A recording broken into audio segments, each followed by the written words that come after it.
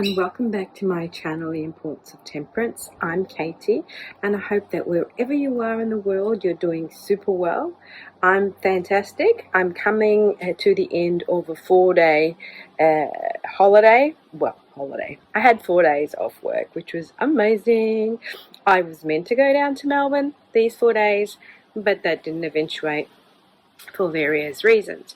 So I thought that today I would go through my RWS decks with you, just to show what I've got in my collection, and just because I felt like playing with my tarot decks today.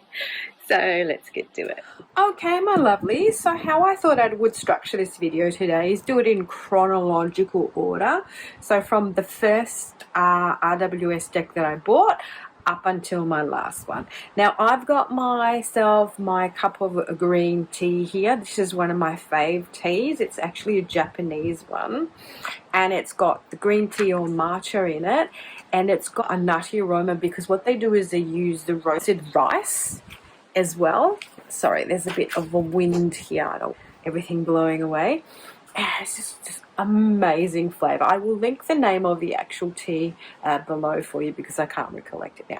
So everyone grab yourself something to drink, a cup of tea, a cup of coffee, beverage of your choice, and let's have a chat about my decks. Locally. So as many of you might know who have watched some previous videos of mine, I also just recently did a tag tarot firsts. My first ever deck that I bought, my RWS, is just the normal, basic, tartan backs, US Games, Rider Waite tarot deck. The one with the garish colors, and yeah, I just went for it automatically because it was the one that I recognized. My mum had something very similar that I was exposed to at a very young age, and so I found it, I grabbed it, and Bob's your uncle. Now I have edged it with blue to sort of match the backs. I also have left a lot of white. I won't lie, I was super lazy. And because this cardstock is so thin, it was really hard to edge, so I left some of them blank just because I just got bored. So I thought that kind of worked well, one white, one blue, because it kind of does match. And the backs of them, they are very flimsy. The cardstock is very poor, and you know, as you can see, and they've arced, you know, they've already arced. These cards are worse for wear. They have traveled with me. I've taken them everywhere. I took them over to Italy when I went there in 2019. Interestingly enough, I don't know why, but this is the deck that I use when I'm doing readings for other people, and when I use it for myself, I grab it to get some significator cards out of it, and also sometimes some, you know, overarching kind of energies. It is a little bit thin at the moment because I've got the major arcana out of it. As you would have seen from my intro video, you saw all the Fool's Journey, all the cards laid out. That's because I'm listening to 78 Degrees of Wisdom. Yeah, I was just sort of laying them out for my own purposes of following along with the book and what the information she gives us on the major arcana. Because the tuck box to this deck has been long lost and it was battered when I first got it. It lives in this little pouch that I got from one of the spiritual shops that sells the crystals and the incenses and all that sort of stuff. So that's my first RWS deck. My second one that I bought and I had to have was the Radiant Wise Spirit Tarot deck. This is a Scarabao deck. I love this box. I love the fact that it's a 2-part standing box, and it just looks terrific on your shelf, you know. It holds your cards very secure. And it just I like the way it kind of stands up and protects everything. This is a very thick deck. It's super glossy and super slippy. I've edged it in yellow just because it matches the aesthetic of the cards. I love the colors of this deck. And also, I think it's a happy deck. Because even though the colors are kind of subdued, they have this kind of yellow happy feeling through them. Don't ask me why, but that's the vibe that I get from them. The only thing is about this deck, the line work is quite thick, which is a bit annoying, especially when it comes to death. It's sort of hard to discern down the bottom what's going on. But yeah, I just really enjoy it. And I also got these because I wanted a borderless edition. I had sort of discovered I'd rather a borderless edition than the borders, so that's my first borderless deck. Okie dokie, so that's my second one. And also I just really love the roses and lilies back. I thought they were super pretty compared to these plain tartan ones. The third deck that I bought, I got these from Amazon, by the way. Those from Amazon, the Heaven and Earth Tarot by Jack Sephiroth. Well, the artwork is by Jack Sephiroth, and it's a very ethereal kind of deck. I feel it's very kind of, I want to say mystical, but I guess the word should be spiritual. Again, it comes in this beautiful stand-up 2-part box, which I kind of really am happy with, that the Scarabell or Lo Scarabell is kind of using or starting to use. Now, these ones are, again, a very kind of thick deck and very glossy as well. Cardstock is quite thick. The backs are grey with the Star of David on them. Sorry, I'm just going to put that here and put that there. And I've edged them in this kind of distressed dark grey, I should say, because they match the aesthetic of the cards. I love the artwork. I don't know, there's something about these cards that really inspires me. And there's a lot of, I don't know if you can see, but it's got the elements on these columns here. They've got this sort of like this artwork within these luminous kind of symbology, you know, even on coming down here. The keys are right down there. The colors are subdued, but yet very luminous. And, you know, the light kind of focuses on these details. I don't know, like a bit of chiaroscuro, like you can see the dark there, but then the patterns of these cloaks, which are the roses and lilies, and they're just gorgeous.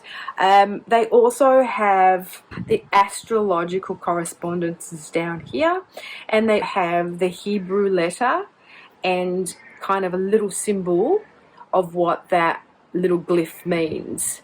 So they are kind of like based also on a Thoth kind of deck. It has also been a bit controversial in the sense that people reckon, you know, reminds them of a lot of, you know, Christian symbology, the Mother Mary here. But to be perfectly frank with you, I don't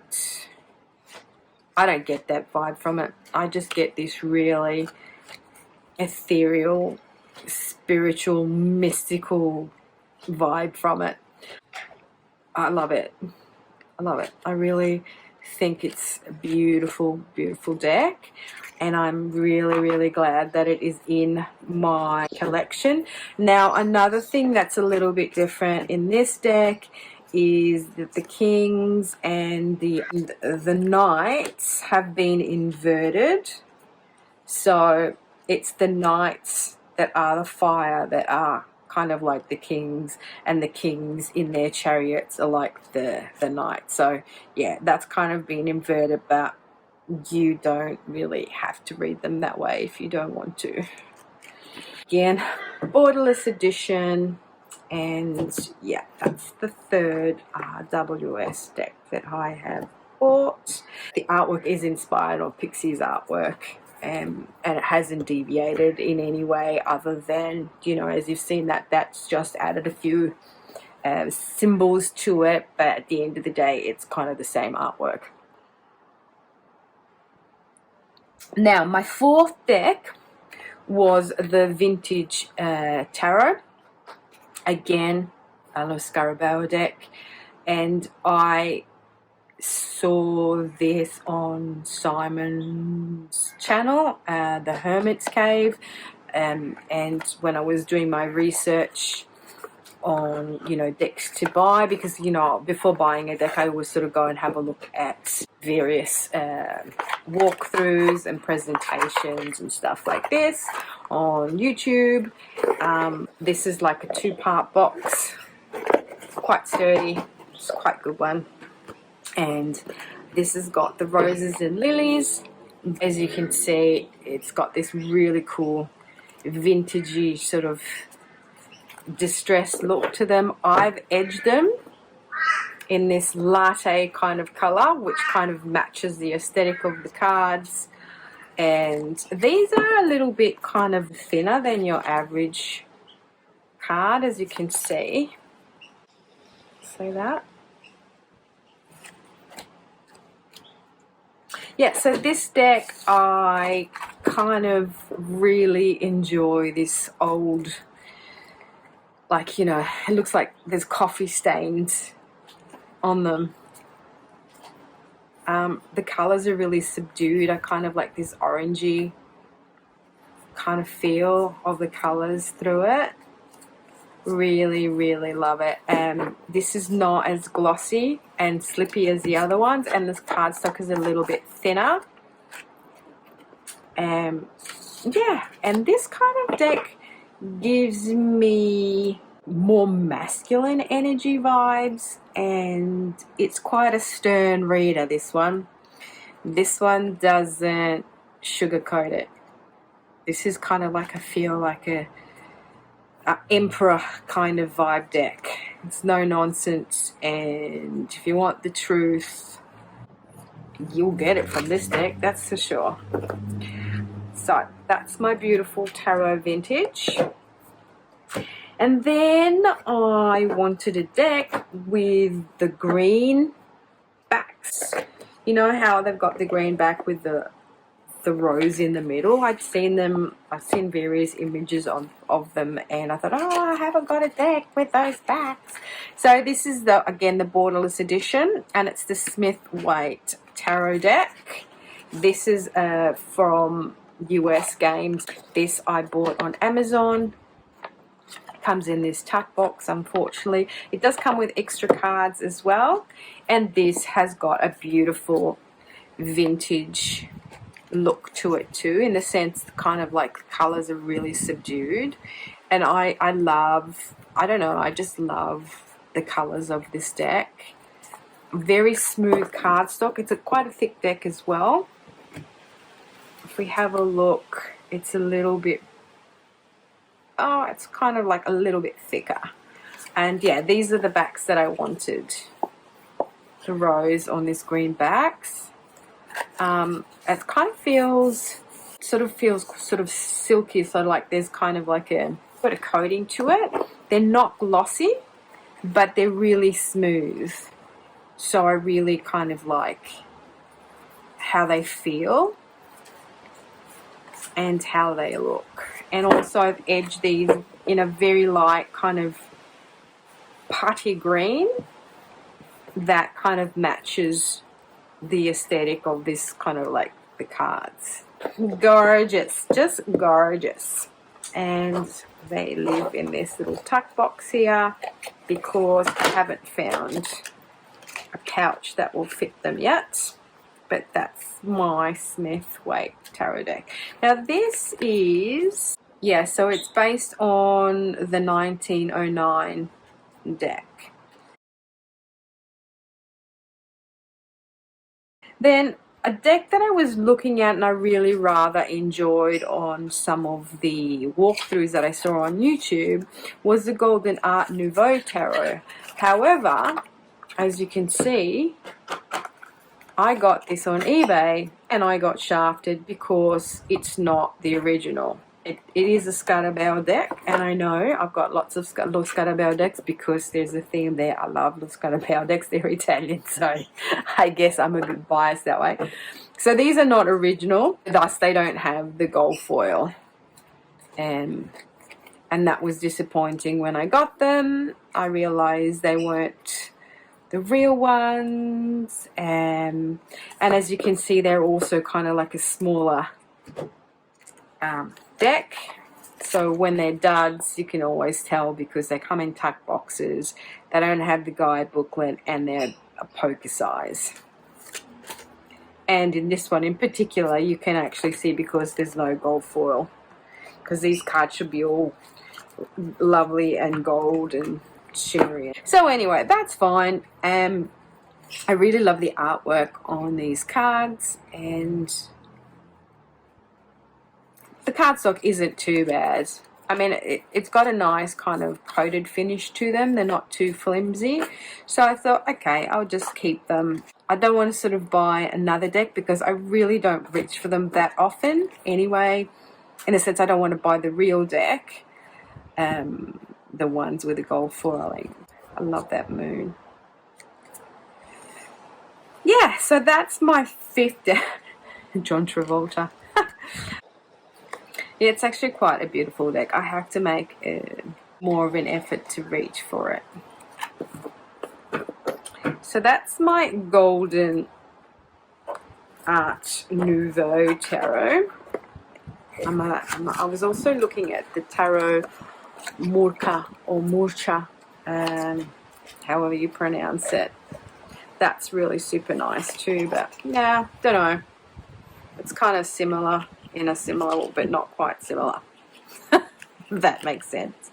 And these tuck boxes, I've got to be careful because it can ruin the cards. Then I wanted a little, you know, portable kind of carry deck, and this was very cute. And again, it's got a bow deck. It's very small. This is kind of like a mini size. These are with borders, and they've got these gorgeous colors in them. I mean, they're quite a thick deck, to be honest. Cardstock is thinner, and for a size comparison, yeah, babies, they're little baby ones. So these are my travelers. When I need to sort of go and something lightweight, I kind of put them in my little pouchy. This is not its pouch. This lives in this pouch here. But for the purposes of this video, I've popped it in here. Little sturdy 2-part box as well. And then last but not least, as some of you will know from my from the tag A to Z New Gen, if anyone watched that, this is my latest and last RWS deck that I got. This is Roses and Lilies. This is a deck that was created by CS Tarot, so Conrad Stein. I always call him Stein, but I've heard it pronounced Stein, so sorry Conrad if I pronounce his surname wrongly. But yeah, so this is a kind of a reprint. Like he had the permission to use some photocopies of an old deck, and they've got this kind of old vintagey feel. They look a bit distressed. They are meant to look this way. When I first got this deck, I thought there was a printing issue with them. I thought they hadn't been, you know, printed correctly, but that's how they're supposed to look. So I had that clarified for me, so that was all good. These came from Hong Kong, and you know, like with this box and with shipping costs was quite expensive. It was like 80 Australian dollars, which I mean I find to be quite expensive to pay for a deck of cards. But yeah, that's just what it is. It is what it is. But I'm glad that I have it. And at the moment, this is my favorite. I've been using this a lot. I love these backs, the blue backs. I've edged it with this turquoise blue, which is kind of like a vintagey look to sort of match the aesthetic of the cards. They're quite sort of nice. They're matte and they've got this sort of nice coating feel. not the thickest cardstock. Yeah, so there you have it. My collection of RWS decks so far. And living the life, peeps, living the life. Just love the colors. Yeah, I'm attracted to a vintage deck, me. Something that's a little bit ethereal and interesting. Alright, well, thank you for hanging out with me today. Hope you enjoyed my collection of RWS decks, and until my next one, ciao.